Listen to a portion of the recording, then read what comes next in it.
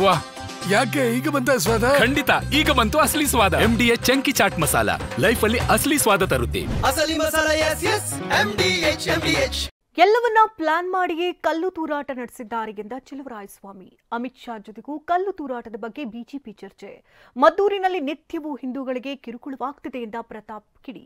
ಕಲ್ಲು ತೂರಾಟಕ್ಕೆ ಪೊಲೀಸರ ನಿರ್ಲಕ್ಷ್ಯವೇ ಕಾರಣವಾಗುತ್ತಾ ನೋಡೋಣ ರಾಜಕೀಯ ನ್ಯೂಸ್ ಟಾಪ್ 9 ನಲ್ಲಿ. ಕಲ್ಲು ತೂರಾಟದ ಬಗ್ಗೆ ಪ್ರತಿಕ್ರಿಯಿಸಿರುವ ಸಚಿವ ಚಲುವರಾಯಸ್ವಾಮಿ ಎಲ್ಲವನ್ನೂ ಪ್ಲಾನ್ಡ್ ಆಗಿ ಮಾಡಿದ್ದಾರೆ ಅಂತ ಅನಿಸ್ತಾ ಇದೆ ಅಂತ ಹೇಳಿದ್ದಾರೆ.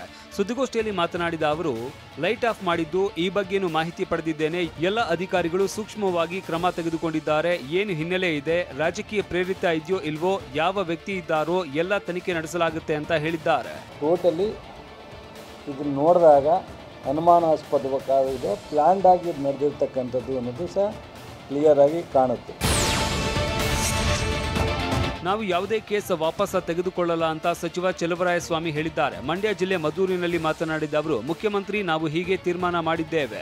ಗಣೇಶ ಮೆರವಣಿಗೆ ವೇಳೆ ನಾವು ಇನ್ನೊಂದಿಷ್ಟು ಭದ್ರತೆಯನ್ನ ಮಾಡಬೇಕಾಗಿತ್ತು. ಈ ಬಗ್ಗೆ ನಾನು ಸಂಪೂರ್ಣವಾಗಿ ಮಾಹಿತಿ ಪಡಿತೇನೆ ಅಂತ ಹೇಳಿದ್ದಾರೆ. ಘಟನೆ ನಡೆದ ತಕ್ಷಣವೇ ಜಿಲ್ಲಾ ಮಟ್ಟದ ಅಧಿಕಾರಿಗಳು ಸೂಕ್ಷ್ಮವಾಗಿ ಅದನ್ನು ಎಲ್ಲ ಮಾಹಿತಿಯನ್ನು ಪಡೆದು ತಕ್ಷಣ 21 ಜನ ಅರೆಸ್ಟ್ ಮಾಡಲಿಕ್ಕೆ, ಇದು ಗಂಭೀರವಾದಂಥ ವಿಚಾರಣೆ, ಇದಕ್ಕೇನೋ ಒಂದು ಪ್ರೀ ಪ್ಲಾನ್ ಇದೆ.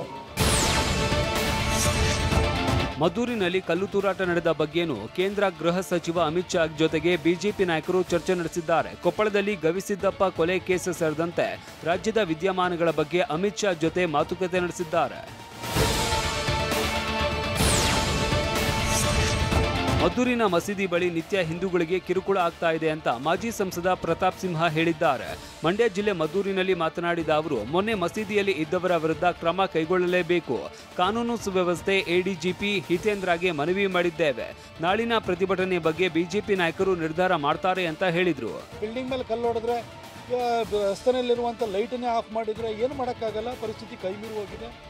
ಆದರೆ ಇನ್ನು ಮುಂದೆ ಈ ರೀತಿ ಘಟನೆಗಳು ಸಂಭವಿಸಬಾರ್ದು.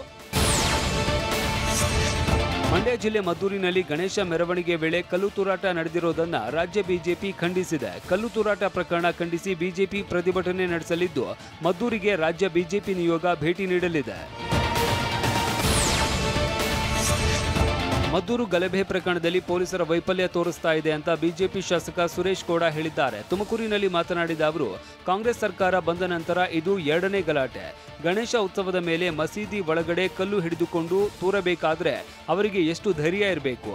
ಅಲ್ಪಸಂಖ್ಯಾತರನ್ನ ಓಲೈಕೆ ಮಾಡುವ ಸರ್ಕಾರ ಯಾವಾಗ ಕರ್ನಾಟಕ ರಾಜ್ಯದಲ್ಲಿ ಅಧಿಕಾರಕ್ಕೆ ಬಂದಿದೆಯೋ ಅಂತಹ ಸಂದರ್ಭದಲ್ಲಿ ಇಂತಹ ಘಟನೆಗಳು ಆಗ್ತಾ ಇವೆ ಅಂತ ಗುಡುಗಿದ್ರು. ಗಣೇಶೋತ್ಸವದ ಸಂದರ್ಭದಲ್ಲಿ ಕಲ್ಲು ತೂರಾಟ ನಡೆದ ಘಟನೆ ಇದು ಪೊಲೀಸರ ವೈಫಲ್ಯವನ್ನು ತೋರಿಸುತ್ತೆ. ಗಣೇಶ ವಿಸರ್ಜನೆ ವೇಳೆ ಕಲ್ಲು ತೂರಾಟಕ್ಕೆ ಕಾಂಗ್ರೆಸ್ಸೇ ನೇರ ಕಾರಣ ಅಂತ ಶ್ರೀರಾಮ ಸೇನೆ ಸಂಸ್ಥಾಪಕ ಪ್ರಮೋದ್ ಮುತಾಲಿಕ್ ಆರೋಪಿಸಿದ್ದಾರೆ. ಹುಬ್ಬಳ್ಳಿಯಲ್ಲಿ ಮಾತನಾಡಿದ ಅವರು, ಕಾಂಗ್ರೆಸ್ನ ಮುಸ್ಲಿಂ ಮತ್ತು ತುಷ್ಟೀಕರಣದಿಂದ ಇಂತಹ ಗಲಭೆ ನಡೆದಿದೆ. ಡಿಜೆ ಹಳ್ಳಿ, ಕೆಜಿ ಹಳ್ಳಿ, ಹಳೆ ಹುಬ್ಬಳ್ಳಿ ಗಲಾಟೆ ಕೇಸ್ ವಾಪಸ್ ಪಡೆದಿದ್ದರಿಂದ ಕಾಂಗ್ರೆಸ್ನ ಇಂತಹ ಪ್ರಚೋದನೆಯಿಂದ ಗಲಭೆ ನಡೀತಾ ಇದೆ ಅಂತ ಕಿಡಿಕಾರಿದ್ದಾರೆ. ಮೊದಲನೆಯ ಕಾರಣ ಇದಕ್ಕೆಲ್ಲದಕ್ಕೂ ಅಂದ್ರೆ ಕಾಂಗ್ರೆಸ್ ಕಾರಣ. ಕಾಂಗ್ರೆಸ್ಸಿನ ಮುಸ್ಲಿಂ ತುಷ್ಟೀಕರಣ, ಮುಸ್ಲಿಂ ವೋಟ್ ಬ್ಯಾಂಕ್ಗೋಸ್ಕರ ಇವತ್ತು ಈ ಗೂಂಡಾಗಳನ್ನು ಬೆಳೆಸ್ತಾ ಇರುವಂತಹದ್ದೇ ಈ ಪಕ್ಷ. ಅಕ್ರಮ ಆನ್ಲೈನ್ ಬೆಟ್ಟಿಂಗ್ ಕೇಸ್ನಲ್ಲಿ ಅರೆಸ್ಟ್ ಆಗಿರುವ ಚಿತ್ರದುರ್ಗ ಕಾಂಗ್ರೆಸ್ ಶಾಸಕ ವೀರೇಂದ್ರ ಪಪ್ಪಿಯನ್ನ ಸೆಪ್ಟೆಂಬರ್ 22ರವರೆಗೆ ನ್ಯಾಯಾಂಗ ಬಂಧನಕ್ಕೆ ಒಪ್ಪಿಸಲಾಗಿದೆ. ಇಡಿ ಕಸ್ಟಡಿ ಅವಧಿ ಅಂತ್ಯವಾಗಿದ್ದು, ಬೆಂಗಳೂರಿನ ಜನಪ್ರತಿನಿಧಿಗಳ ವಿಶೇಷ ನ್ಯಾಯಾಲಯ ಪಪ್ಪಿಯನ್ನ 14 ದಿನಗಳ ಕಾಲ ನ್ಯಾಯಾಂಗ ಬಂಧನಕ್ಕೆ ವಿಧಿಸಿ ಆದೇಶಿಸಿದೆ. ಸದ್ಯ ಪರಪನಗ್ರಹಾರ ಜೈಲಿಗೆ ಪಪ್ಪಿಯನ್ನ ಶಿಫ್ಟ್ ಮಾಡಲಾಗಿದೆ. ಅವೈಜ್ಞಾನಿಕ ರಸ್ತೆ ನಿರ್ಮಾಣದ ವಿರುದ್ಧ ಚಾಮರಾಜನಗರ ಜನರು ಪ್ರತಿಭಟನೆ ನಡೆಸಿದ್ದಾರೆ. ಚಾಮರಾಜನಗರ ಕೊಯಮತ್ತೂರು ರಾಷ್ಟ್ರೀಯ ಹೆದ್ದಾರಿ ತಡೆದು ಎಸ್ಡಿಪಿಐ ಹಾಗೂ ಮಹಿಳೆಯರು ಧರಣಿ ನಡೆಸಿದ್ರು. ಕಳೆದ 1 ತಿಂಗಳಿನಿಂದ 10ಕ್ಕೂ ಹೆಚ್ಚು ಅಪಘಾತಗಳು ಆಗ್ತಾ ಇದ್ರು. ಜನರು ಪ್ರಾಣ ಕಳ್ಕೊಳ್ತಾ ಇದ್ದಾರೆ. ಅಂಡರ್ಗ್ರೌಂಡ್ ಸೇತುವೆ ಮಾಡಬೇಕು ಅಂತ ಆಗ್ರಹಿಸಿದ್ರು. ಹಾಸನ ತಾಲೂಕು ಮಟ್ಟದ ಪ್ರೌಢಶಾಲಾ ಕ್ರೀಡಾಕೂಟದಲ್ಲಿ ಶಾಸಕರು ಮತ್ತು ಅಧಿಕಾರಿಗಳ ನಡುವೆ ಜಟಾಪಟಿ ನಡೆದಿದೆ. ಆಹ್ವಾನ ಪತ್ರಿಕೆಯಲ್ಲಿ ಹೆಸರು ಹಾಕದಿದ್ದಕ್ಕೆ ಶಾಸಕ ಎಚ್.ಕೆ. ಸುರೇಶ್ ಕೆಂಡಾಮಂಡಲರಾಗಿದ್ದರು. ಬೇಲೂರಿನ ಕ್ರೀಡಾಂಗಣದಲ್ಲಿ ಬಿಇಒ ರಾಜೇಗೌಡ ಮತ್ತು ಶಾಸಕರ ನಡುವೆ ವಾಗ್ವಾದ ನಡೆಯಿತು. ವಿದ್ಯಾರ್ಥಿಗಳು ಬಿಸಿಲಲ್ಲಿ ನಿಂತು ಸುಸ್ತಾದರು. MDH ಚನ ಮಸಾಲ ಈಗ ಕಡಲೆ ಇರಲಿ, ಹಲಸಂದೆ ಬೀಜ, ಕಪ್ಪು ಕಡಲೆ ಅಥವಾ ಬಿಳಿ ಕಡಲೆ, ಎಲ್ಲವೂ ಸ್ವಾದಿಷ್ಟವಾಗುತ್ತೆ.